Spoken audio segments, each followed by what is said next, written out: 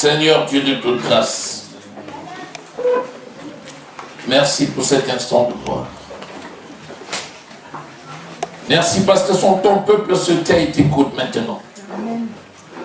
Tu es le Dieu qui parle à chacun d'entre nous. Tu es le Dieu qui inscrit tes paroles sur les tables de notre esprit. Que ton nom soit glorifié. Béni sois-tu parce que ta volonté c'est que nous soyons heureux. Seigneur, nous voulons marcher selon tes préceptes afin que ta volonté soit manifeste dans nos vies au nom de Jésus-Christ. Tu prends le contrôle de ce lieu, de cet endroit, de nos cœurs par ton esprit. Et tu diriges et tu officies. Que ton nom soit glorifié. Au nom précieux du Seigneur Jésus-Christ, nous avons prié. Amen. Amen. Nous allons voir aujourd'hui le secret du bonheur en Christ. Alléluia. Parce que c'est la volonté de Dieu que nous soyons heureux en Christ. Amen. Parce qu'en Christ, nous avons la vie et la vie en abondance. Alléluia. Et nous allons lire le psaume 34. Alléluia. Nous allons lire les versets 11 à 15.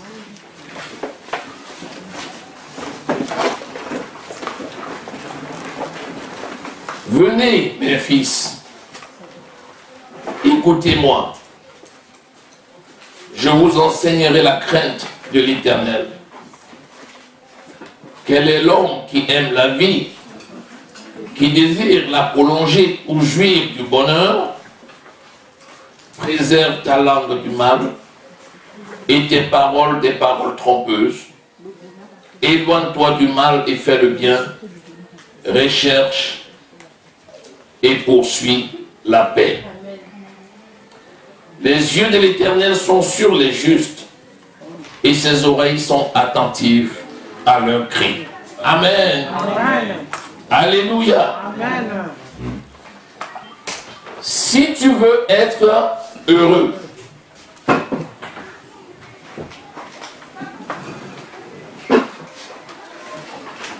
si tu veux prolonger tes jours dans le bonheur, amen. C'est bien dit, n'est-ce pas? Alors, voici ce qu'il faut faire. 1. Préserver sa langue du mal et les lèvres des paroles trompeuses. 2. Éloigner de soi le mal et rechercher. Éloigner de soi le mal et faire le bien. Les deux vont ensemble. Et 3. Rechercher la paix et la poursuivre. Vous voyez? Il donne ce qu'il faut faire et il donne conjonction de coordination, il donne la suite. Parce que ça va ensemble. Amen. Alléluia. Amen. Béni soit le Seigneur. Amen. Dis, j'aime la vie. J'aime la vie. J'aime le bonheur. J'aime le bonheur. Le bonheur en Christ. Le bonheur en Christ. J'aime la vie. J'aime la vie. La vie dans tous les domaines. La vie dans tous les domaines. Au nom de Jésus. Au nom de Jésus. Je suis heureux. Je suis heureux. En Christ. Mon Seigneur et mon Sauveur. Je suis heureux dans toutes mes activités. Au nom de Jésus. Ma vie est belle. Ma famille est belle. Mon travail est beau. Au nom de Jésus. Amen. Acclame très fort le Seigneur.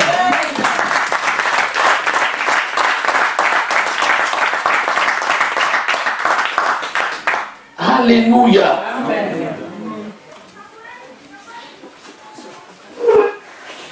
J'aime la vie. Et je désire prolonger ma vie et être heureux dans toutes mes activités. C'est un beau programme ça, n'est-ce pas? Ça correspond à la volonté de Dieu. Alléluia. Quelqu'un ne peut pas dire j'aime la vie et il dit je veux mourir. C'est qu'il y a un problème. Alléluia. Qu'est-ce qui amène les gens souvent à dire je veux mourir? C'est la souffrance, n'est-ce pas? N'est-ce pas? C'est le découragement, n'est-ce pas? C'est la dépression, n'est-ce pas? C'est toutes ces choses qui parfois amènent quelqu'un à dire à quoi ça sert de vivre? Je préfère mourir. Mais la parole de Dieu nous dit si quelqu'un veut aimer la vie, ça veut dire que c'est nous qui décidons d'aimer la vie. Et c'est la volonté du Seigneur parce que Jésus est venu pour donner la vie et la vie en abondance. Jean 10, 10. C'est même la mission de Jésus. Si on te dit pourquoi Jésus est venu sur terre, tu dis il est venu donner la vie et la vie en abondance. Tu as tout juste. Ça résume toute la mission de Christ sur terre. Amen. Il a commencé par donner la vie éternelle. Il dit cherchez d'abord le royaume des cieux et sa justice et toute chose viendra par-dessus. Donc en Christ, nous avons la vie et la vie en abondance. Donc nous sommes nés de Dieu, nous sommes l'image de Christ, nous sommes l'empreinte de sa personne, nous sommes ses ambassadeurs, donc comme lui, nous sommes la vie. Par conséquent, nous aimons la vie parce que nous aimons la donner. Alléluia. Béni soit le Seigneur. Donc, avant d'aller dans ce qui t'amène à demeurer dans cette vie, il faut déjà accepter la vie. Or, accepter Christ, c'est accepter la vie. Alléluia. Amen. Donc, tu as accepté Christ comme Seigneur et Sauveur. Par conséquent, tu as accepté la vie. Amen. Alléluia. Amen. Donc, le reste va être une conséquence logique. Alléluia. Amen. Ne renie pas ton état. Ne décris pas la personne contraire à ce que tu es réellement. Dis ce que Dieu a dit de toi. Tu es la vie. Parce que celui qui a le Fils a la vie. Je suis le chemin, la vérité et la vie. Comme le Père m'a envoyé, moi aussi, je vous envoie. Donc je m'en vais pour faire des nations les disciples parce que Dieu a fait de moi le chemin, la vérité et la vie. Alléluia. Béni soit le Seigneur. C'est tellement important d'accepter cela parce que c'est notre vraie nature. Alléluia. Béni soit le Seigneur. Amen. Il dit, premièrement, pour celui qui aime la vie, tenir sa langue en bride. Ça c'est Jean. C'est Jacques 1, verset 26. Tenir sa langue en bride. Alléluia. Dans Proverbe 13, verset 3, il dit, veillez sur sa parole. Donc tenir sa langue en bride, c'est veiller sur sa parole. C'est avoir une économie de la parole. C'est garder sa langue de manière à ce que de la bouche ne sortent que des paroles qui sont compatibles avec la parole de Dieu. On dit il ne parle pas beaucoup, mais quand il ouvre sa bouche, il dit des choses pertinentes, il dit des choses importantes, il dit des choses qui donnent la vie, il élève, il fortifie. Quand il ouvre la bouche, il apporte des solutions. Alléluia. Amen. Il dit d'abord tenir sa langue en bride. Pour tenir la langue en bride, ça veut dire qu'elle a tendance à partir. Il faut la brider. Elle démarre au calme et tout, oh là là. À peine la bouche est ouverte, qu'elle sort. Il faut la dompter. Il faut être capable de la tenir. Il faut être capable de l'analyser, de la canaliser. Il faut être capable de faire en sorte que lorsqu'elle sort, ce soit essentiellement à bon escient. La Bible dit que celui qui parle beaucoup ne manque pas de péché. Pourquoi? Parce que parler beaucoup signifie que entre deux paroles, il n'a pas pris le temps suffisant pour analyser de manière à pouvoir retrancher ce qui n'est pas conforme à la parole et ne dire que ce qui est bon. Alléluia. Amen. Pourquoi il dit de tenir sa langue en bride? Parce que de notre propre langue, nous vivons, mais de la langue aussi, nous pouvons mourir. Pourquoi? Parce que la parole de Dieu, libérée, c'est la parole créatrice, c'est le rhéma de Dieu. Le rhéma de Dieu, c'est la parole révélée dans notre esprit, qui est le logos, que nous avons proclamé. Quand nous proclamons la parole révélée, c'est le rhéma qui crée. Amen. Donc, tu dois dompter ta langue pour analyser ce que tu vas dire, pour voir l'impact de ce que tu vas dire, et pour lâcher à bon escient la parole de Dieu qui va aller créer et amener à l'œil optique ce que les yeux spirituels ont déjà vu. Alléluia. Béni soit le Seigneur. Amen. Amen. La parole, c'est un boomerang. Un boomerang, c'est un effet qui va vers l'autre, mais qui revient à toi. N'oublions jamais ça. Avant de donner, assure-toi que c'est déjà utile pour toi. Alléluia. Amen. La parole de Dieu est donnée pour l'utilité commune. Tous les enfants de Dieu ont besoin de la parole. Et donc, la parole, c'est l'ingrédient par excellence. La parole, c'est notre arme redoutable, offensive, avec laquelle nous pouvons faire plier l'ennemi. La parole, c'est celle qui crée. C'est celle avec laquelle nous amenons à l'existence ce que les autres ne voient pas encore. Alléluia. Par conséquent, il dit, le bonheur, ton bonheur à toi, s'attache à ta capacité de produire, d'enfanter. Alléluia. Amen. Si tu ne conçois pas, tu n'accouches pas. Amen. La parole vient du cœur. La bouche parle de l'abondance du cœur. Et le cœur, c'est l'esprit. Nous concevons dans notre esprit. Dans l'esprit de l'homme, nous amassons la parole de Dieu. Cette parole dans l'esprit va se former. Elle va se former selon nos projets. Elle va prendre forme à nos yeux spirituels. Nous allons voir par la parole les choses qui vont prendre forme devant nous. Plus le temps va passer, plus les formes vont se préciser. Et c'est ça qu'on appelle l'espérance. Et en temps convenable, nous allons libérer cette parole qui va prendre forme aux yeux des autres. C'est ça qu'on appelle l'enfantement. Il y a les douleurs de l'enfantement. Cette douleur consiste à adopter ta parole, à maîtriser ta parole, en dépit de tout, de manière à ce qu'il ne sorte de ta parole que des paroles de grâce. Alléluia. Alléluia. Alléluia. La Bible dit qu'il ne doit sortir de ta parole, de ta bouche, aucune parole mauvaise. C'est quoi une parole mauvaise? C'est tout ce qui est contraire à la parole de Dieu, tout simplement. Parce que tu peux dire une parole qui ne représente pas une phrase écrite mot à mot dans la Bible, mais qui est conforme à la parole de Dieu. Ça, c'est une parole conforme à la parole de Dieu. Quand on dit citer la parole, ça ne veut pas dire forcément prendre littéralement la parole telle qu'elle est. Bien sûr que c'est efficace. Quand tu prends littéralement la parole, elle a une grande puissance. Mais dans la vie de tous les jours, nous avons besoin de former des phrases, de dire des choses. Nous le disons à notre manière, nous le concevons à notre manière, et c'est normal. Mais ce qui est exigeant, l'exigence, c'est que tout ce que nous disons doit se ramener à la parole de Dieu. Ça doit être conforme à la volonté de Dieu. Alléluia.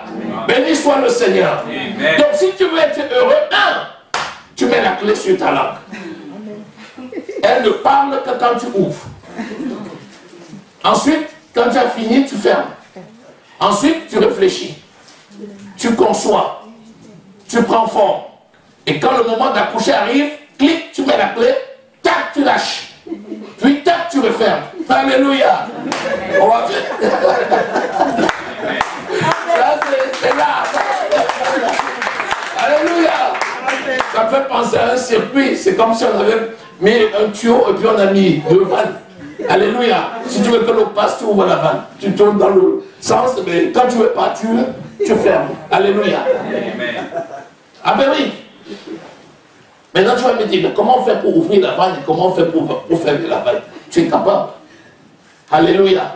C'est de se mettre dans les conditions qui te permettent de te réserver, de te maintenir. Parce qu'il y a des conditions dans lesquelles tu peux perdre le contrôle de toi. Je prends un exemple. S'il y a le conflit quelque part, tu es en train de parler avec quelqu'un et ça devient un conflit, tu vas rester à parler? Que dit la Bible? La Bible dit l'arrêter. C'est ce que Paul dit à Tite. Évite des discussions inutiles, parce qu'elles ne vont mener qu'à la querelle. Quand tu vois que tu as quelqu'un en face qui ne veut pas t'écouter, qui a toujours un mot à dire par rapport à ce que tu dis, à un moment donné, il vaut mieux te taire. Parce que si tu continues, tu finiras par dire des bêtises toi aussi. Alors ce que tu fais, c'est, si le dialogue n'est pas constructif, tu arrêtes la conversation. C'est mieux comme ça. Tu verras qu'en faisant ainsi, tu ne pécheras pas. Et lorsque la pression va baisser, après tu peux revenir maintenant, tu auras en face un interlocuteur qui pourra t'écouter. Et tu pourras reprendre la conversation. C'est ça le on et le off. Alléluia. Béni soit le Seigneur. Acclame le Seigneur Jésus. Alléluia. Amen. Amen. Donc, c'est ça en ce qui concerne la parole. Maintenant, il nous dit dans Colossiens au chapitre 3, versets 8 à 9. Colossiens 3, le verset 8 à 9. Il dit, mais maintenant, renoncez à toutes ces choses, à la colère, à l'animosité, à la méchanceté, à la calomnie, aux paroles déshonnêtes qui pourraient sortir de votre bouche. Vous voyez? Ne mentez pas les uns aux autres. Ne mentez pas les uns aux autres. Il dit qu'il ne sorte de ta bouche aucune parole malhonnête, qu'il ne sorte de ta bouche aucun mensonge. Alléluia. Pourquoi il le dit? Tout simplement parce que, comme nous venons de voir, nous ne devons dire aucune parole mauvaise. Le mensonge, c'est une parole mauvaise. Le mensonge, c'est le contraire de la vérité. Jean 17, 17, il dit, ta parole est la vérité. Donc nous parlons la vérité, qui est la parole de Dieu. La parole de Dieu, c'est la nature de Dieu. Et nous révélons la nature de Dieu par nos déclarations. Alléluia. Amen. Alors que le mensonge, c'est la nature du malin. Il dit dans Jean 8, verset 43-44, pourquoi ne comprenez-vous pas mon langage? Vous avez pour père le diable. Et vous parlez comme votre père. Il ne se tient pas dans la vérité. Quand il parle de son propre fond. Il est menteur et il est le père du mensonge. Ça veut dire que si quelqu'un ment, ça veut dire qu'il se met sous l'autorité du malin. Si quelqu'un dit la vérité, il est sous l'autorité de Dieu. Amen. Donc il faut faire l'analyse en sorte que tu demeures sous l'autorité de la parole de Dieu, sous l'autorité de l'Esprit de Dieu, et pas sous l'autorité du malin. Le mensonge, c'est la nature du malin. La vérité, c'est la nature de Dieu. Nous sommes les enfants de Dieu, les représentants de Dieu, dont nous faisons connaître la parole de Dieu. C'est pourquoi nous devons faire attention de ne pas trop parler pour éviter de dire des mensonges. Le contraire de la parole de Dieu. Amen. Éviter que ça ne sorte de notre bouche. Alléluia. Amen. Si tu fais ainsi, non seulement tu vas maîtriser ta langue, mais quand tu l'ouvres, tu vas dire la vérité. Or, c'est la vérité qui construit et qui rend heureux. Alléluia. Béni soit le Seigneur. Amen. Donc, la première condition pour être heureux et avoir des jours heureux, c'est donc de maîtriser sa langue en sorte que de ta bouche ne sorte que la parole de Dieu. Alléluia. Et rien que la parole de Dieu. Amen. Deuxième chose, qu'il s'éloigne du mal et qu'il fasse le bien. Quand on dit qu'il s'éloigne, qu'il fuit. Si quelqu'un veut être heureux, il faut qu'il fuit le mal. Et quand on dit le mal c'est le péché. Si quelqu'un veut être heureux, il faut qu'il fuit le péché. Hey, c'est pas le péché qui va fuir. Hein. En général, le péché nous poursuit. Et c'est nous qui devons fuir en mettant une vitesse supérieure à celle du péché. Si tu veux être heureux en Christ, fuis le péché. Fuis le péché. Quand on dit fuis le péché, tu dis, mais nous allons vivre où alors? C'est partout. Tu passes dans la voiture, toutes les images des publicitaires, c'est le péché. Tout ce que tu entends à la radio, le péché. Tu vas sur Internet, le péché. On va faire comment alors? Fuir le péché, c'est renouveler ses pensées. C'est exercer ses pensées. C'est s'exercer à utiliser la parole pour retrancher les mauvaises informations et les éviter de se stocker dans notre esprit. En utilisant la parole de Dieu qui déprogramme, qui enlève, qui change instantanément. Alléluia. Amen. Vous savez que la vie c'est un combat. La Bible dit que dans l'esprit de l'homme, il y a les idées. Philippiens 4, verset 8 dit que ce qui est bon, ce qui est pur, ce qui est vertueux, ce qui est digne d'approbation soit l'objet de vos pensées. Quand il dit que qui va l'adopter, c'est nous-mêmes qui décidons de l'adopter. Alléluia. Amen. Donc il faut impérativement maîtriser ses pensées. Maîtriser les pensées, il n'y a que la parole de Dieu qui peut te permettre de maîtriser tes pensées. Et il n'y a que la situation où tu te trouves qui peut t'aider à fuir le péché. Je prends un exemple. Si tu as une mauvaise compagnie, tu finiras par pécher. Il y a des endroits, si tu vas, tu finiras par pécher. La sagesse veut que tu n'ailles pas à ces endroits pour éviter justement le péché. C'est ça qu'on appelle fuir le péché. C'est-à-dire créer autour de toi une atmosphère qui te permette d'éviter le péché. Alléluia. Amen. Alléluia. Amen. Vous allez dire, mais si c'est ça alors, les disciples ont dit, mais qui peut être sauvé? Jésus dit, c'est possible. L'essentiel, tu ne peux pas empêcher, toi, aux oiseaux de tourner autour de ta tête. Mais tu vas faire en sorte que si les grenouilles passent, qu'ils ne déposent pas leur fiente sur ta tête. Tu peux le faire. Nous vivons dans ce monde, mais nous ne sommes pas de ce monde. Donc nous pouvons lutter contre toutes les sources de pollution en les évitant pour nous construire autour de la parole. Alléluia. Amen. Je prends quelqu'un qui prie et quelqu'un qui ne prie pas. Je prends quelqu'un qui médite et quelqu'un qui ne médite pas. Celui qui a l'habitude de méditer la parole, c'est celui qui exerce son esprit. Chaque fois qu'il y a une situation qui est contraire à la parole, il est alerté. Même dans son sommeil, son esprit combat. Amen. Pourquoi? Parce qu'il est exercé. Et quand il voit une situation, immédiatement, son esprit combat. Son esprit est connecté à son corps. Ce qui permet, même quand il dort, de combattre. C'est ce qui explique que dans le sommeil, il y en a qui sont attaqués et ils sont vaincus. Et il y en a qui sont attaqués et ils sont vainqueurs. Amen. Qui est vainqueur? Sinon celui qui croit que Jésus-Christ est le Fils de Dieu. Amen. Lorsque tu es exercé dans la méditation de la parole et que tu as l'habitude de proclamer cette parole et de combattre, ce qui va se passer, c'est que lorsque l'ennemi va t'attaquer dans ton sommeil, ton esprit est déjà exercé au combat, ton esprit a déjà pris l'habitude d'utiliser la parole de Dieu et ton esprit est connecté à ton corps. Tu vas voir que dans ton sommeil, tu seras actif. Alors que si tu n'as pas l'habitude de méditer, tu n'as pas fait des réserves, dans le sommeil, quand tu seras attaqué, tu manqueras de force. C'est pourquoi il faut s'exercer au combat. Alléluia. Amen. Alléluia. Amen. La Bible nous dit que dans 1 Corinthiens au chapitre 6, verset 10, la Bible nous parle d'un péché qui souille le corps.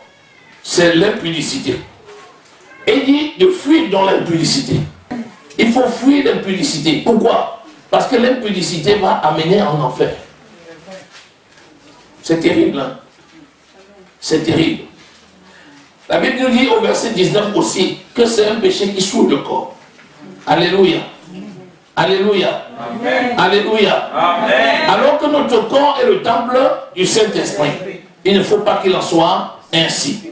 Au verset 18, il dit, fuyez l'impudicité. Quelque autre péché qu'un homme commette, ce péché est hors du corps. Mais celui qui se livre à l'impudicité pêche contre son propre corps.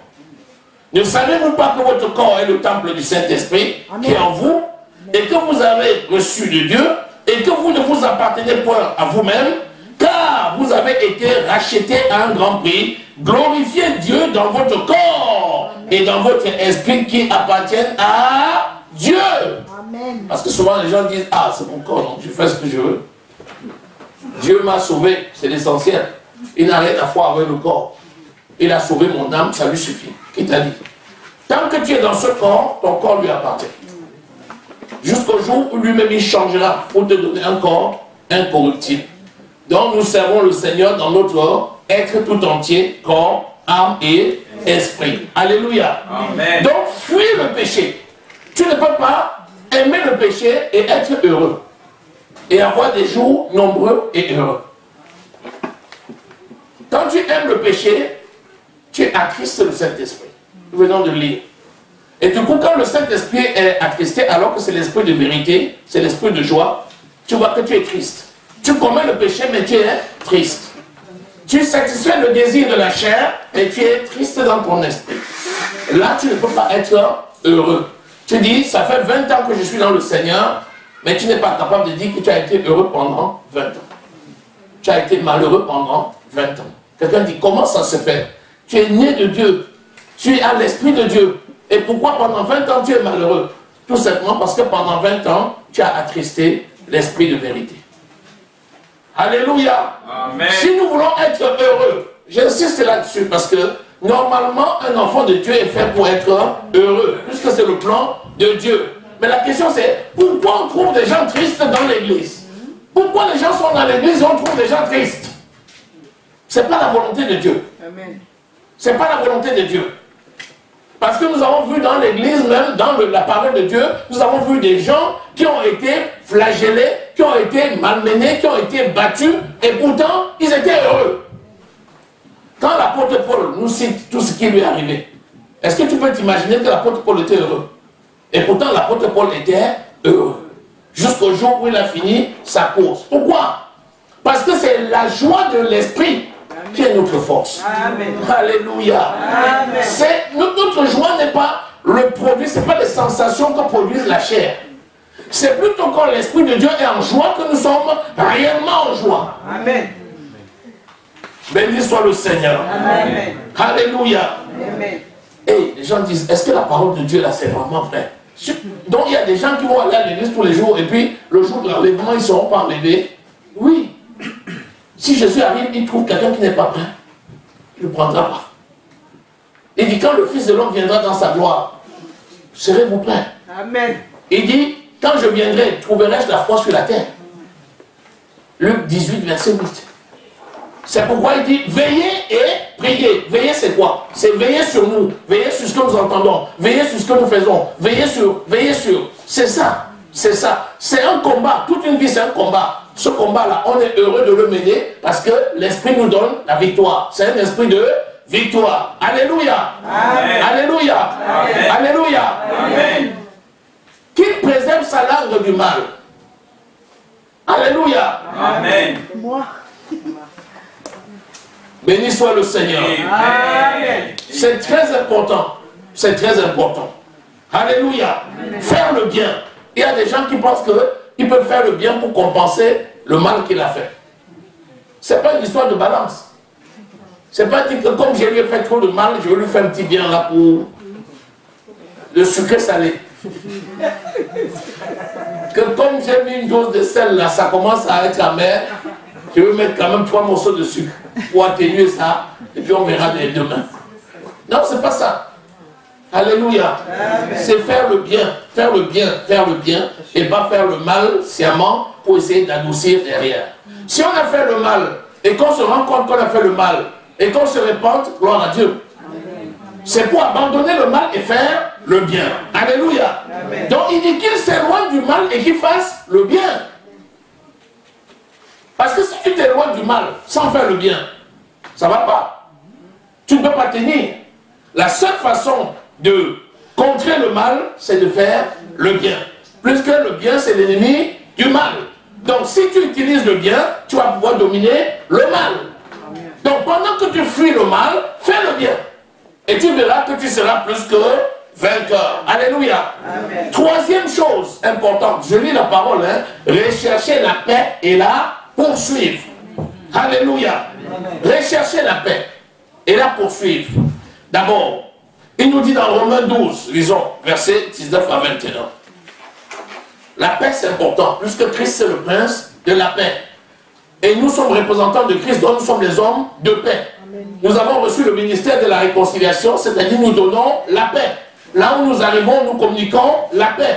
Et c'est cette paix que nous avons qui nous rend heureux et qui multiplie nos jours sur terre. Alléluia. C'est pourquoi nous allons lire Romains au chapitre 12. Lisons le verset 19 à 21. S'il est possible, autant que cela dépend de vous, soyez en paix avec tous les hommes. Ne vous vengez point vous-même, bien-aimés, mais laissez agir la colère, car il est écrit, à moi la vengeance, à moi la rétribution, dit le Seigneur. Amen. Vous voyez? Si c'est possible, soyez en paix avec tous. Si tu vas faire la paix avec quelqu'un, il ne te reçoit pas, tu vas insister? Non. Tu vas forcer? Tu le laisses. Mais toi, tu sais que tu as fait ta démarche de paix.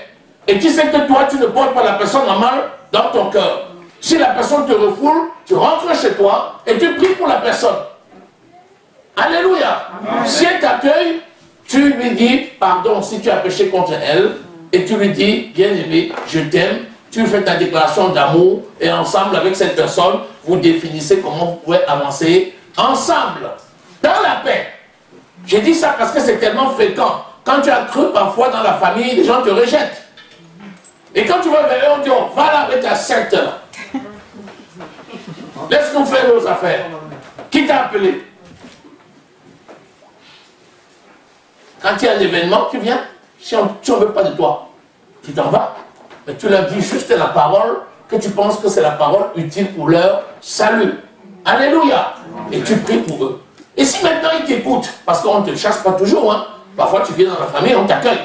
Tu en profites maintenant et tu leur dis, voilà, vous faites ça, mais il est écrit. Je vous suggère vraiment de mettre ça en application, vous verrez que ça marche. Alléluia.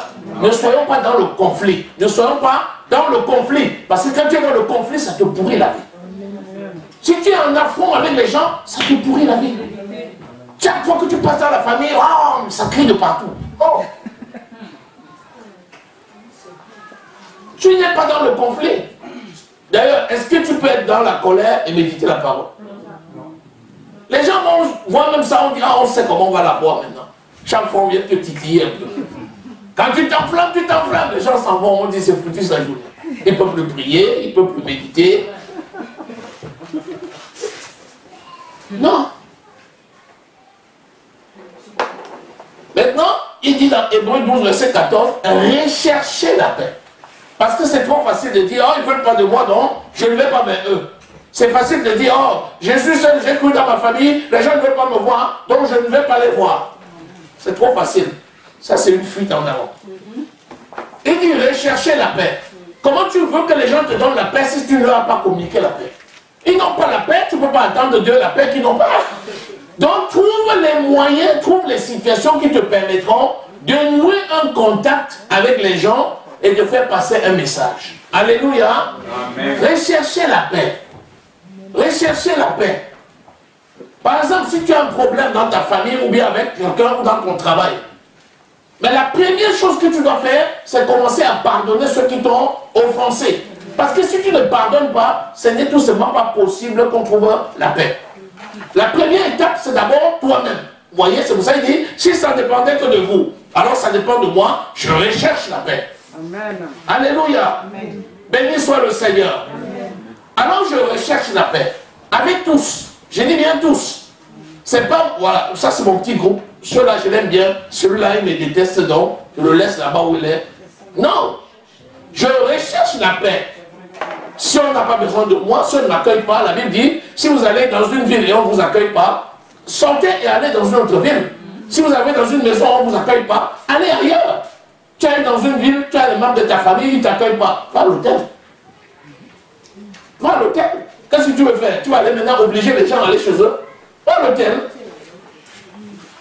Et tu vas voir qu'en allant à l'hôtel et en recherchant la paix, c'est les mêmes qui vont venir à l'hôtel te chercher. Vous dites, ah, vraiment, tu viens d'abord, viens à la maison. Viens, on va, viens à la maison. Et progressivement, on dit, mais tu peux pas, il faut venir. Tu dis, la même personne qui avait dit, c'est la même personne qui t'appelle. C'est venu d'où? En fait, c'est toi qui lui as communiqué. Alléluia. C'est toi qui lui as communiqué. En réalité, la réaction des autres, ce n'est pas un facteur. Hein. Ce qui t'importe, c'est ton Dieu. Amen. Tu t'attaches sur ton Dieu, la réaction, si c'est positif, tu reçois, si c'est négatif, tu rejettes. Tu te mets dans ton coin, tu pries et tu continues à aimer. Tu vas voir que tu vas communiquer à l'autre l'amour et elle va venir vers toi. Béni soit le Seigneur. Et c'est comme ça que tu auras des jours heureux et longs sur terre. On dit, mais comment? Depuis qu'il est né de nouveau là, il est toujours triste. Et les gens regardent ça et disent, oh, si c'est ça, né de nouveau, c'est pas la peine. En réalité, ils ont eux-mêmes trouvé une astuce pour te pourrir la vie. On va provoquer un petit truc et puis on te laisse là dans ton coin, tu es en train de chialer, tu pleures. Les gens disent, oh, laisse-la, laissez-le là, laissez-le. Mais le jour où ils se rendent compte que, avec ou sans eux, tu es heureux, et ils vont courir. Personne en réalité ne te déteste dans la famille. Hein. C'est le diable qui travaille. Et le diable utilise qui il veut. Mais si tu prends chacun dans sa valeur intrinsèque humaine, il n'y a pas quelqu'un qui déteste son frère ou bien un membre de sa famille. C'est l'ennemi qui travaille. Qui doit résoudre ce problème-là? C'est celui qui a le Saint-Esprit, c'est pas celui qui n'a pas. C'est toi qui dois le résoudre. Alléluia. Béni soit le Seigneur. Béni soit le Seigneur. Le secret du bonheur en Christ. Alléluia. Voilà 3 points. Ces 3 points-là. Prends les 3 points, tu as la référence. La même chose. Tu lis aussi dans 1 Pierre au chapitre 3, verset 10. Ça dit la même chose que le psaume 34. Va méditer cette parole. Mets-la en pratique, tu vas voir. Tu vas devenir radieux dans ton sourire. Ton chemin sera balisé. Tout. Vraiment le soleil de Dieu qui est dans ton cœur, ce soleil va resplendir sur ton visage. Alléluia. Amen. Alléluia. Amen. Donc on va juste faire une petite synthèse et on va s'arrêter. Tu vas déclarer avec moi. J'ai la maîtrise de ma langue. J'ai la maîtrise de ma langue. Je parle la parole de Dieu. Je parle la parole de Dieu. Et non la parole du monde. Et non la parole du monde. Je suis heureux. Je suis heureux. Parce que je parle la parole de Dieu. Parce que je parle la parole de Dieu. La parole de vérité. La parole de vérité. Au nom de Jésus. Au nom de Jésus. Je fuis le mal. Je fuis le mal. Je fuis le péché. Je fuis le péché. Je fuis les sources de péché. Je fuis les sources de péché. Au nom de Jésus, et je pratique le bien, essentiellement le bien, essentiellement le bien. Au nom de Jésus, je recherche la paix avec tous les membres de ma famille, tous les membres de mon travail, tous les membres de ma cité. Au nom de Jésus, je recherche la paix et je poursuis la paix. Au nom de Jésus, je suis heureux. J'ai une vie longue et prospère sur terre. Au nom de Jésus. Amen. Acclame très fort le Seigneur.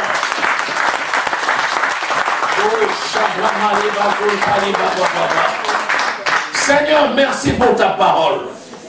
Merci pour la dimension dans laquelle tu nous amènes tous. Merci pour l'amour que tu as déversé dans notre cœur. Merci pour le bonheur éternel que tu nous as donné. Merci pour la joie, Seigneur, de notre cœur. Merci pour la force de ton esprit que tu as mis en nous. Béni sois-tu, Seigneur, parce que nous fuyons le péché, toutes les sources de péché. Merci, Seigneur, parce que nous faisons du bien et nous y demeurons. Chacun de tes enfants y demeure au nom de Jésus. Ta paix règne sur nous, Seigneur. Béni sois-tu, Seigneur. Dans le nom précieux du Seigneur Jésus que nous avons prié.